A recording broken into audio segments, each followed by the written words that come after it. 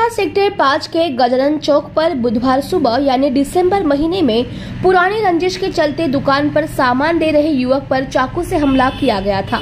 हमले के बाद हमलावर भाग गए और सानपड़ा पुलिस ने मामला दर्ज कर आरोपी की तलाश शुरू कर दी।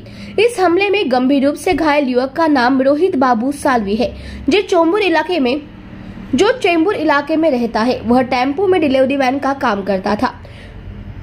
रोहित सेक्टर 5 इलाके के सानपड़ा स्थित दुकान पर सामान देने आया था। इस बार जब रोहित टेम्पो से उतरा तो उसके पीछे आए हमलावर चाकू से रोहित पर वार कर फरार हो गए। हमले की जानकारी मिलते ही सानपड़ा पुलिस मौके पर पहुंची और गंभीर रूप से घायल रोहित को अस्पताल में भर्ती कराया। इस मामले में पुलिस ने अब आरोपी को गिरफ्तार किया है। आरोपी रोहित सालवी की पहचान का है। आरोपी का नाम दर्शन इंगले है, जिसमें पैसों को लेकर दोनों के बीच विवाद चल रहे थे। आरोपी ने गोवंडी से उसका पीछा किया और उसको जैसे ही मौका मिला उसने रोहित पर हमला कर दिया।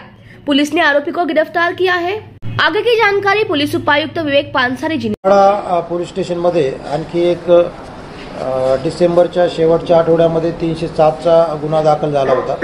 त्याच्यामध्ये जो जखमी आहे रोहित बाबू साळवी हा काही सामानाची डिलिव्हरी देण्यासाठी सानपड़ा या ठिकाणी आला असता त्याला अज्ञात इसमाने त्या ठिकाणी वार करून जखमी केले होते। त्याच्याबद्दल त्याचा जो मित्र आहे योगेश अंकुश नकाते याच्या फिर्यादीवरून आपण गुन्हा दाखल केला होता आणि याच्यामध्ये तपास केला असता असे निष्पन्न झाले की त्याच्याबरोबर त्याच्याच ओळखीचा दर्शन उर्फ SP उर्फ सोनी इंगळे याचे आणि त्याचे पैशावरून वाद होते। हे दोन्हीही आरोपी आणि फिर्यादी हे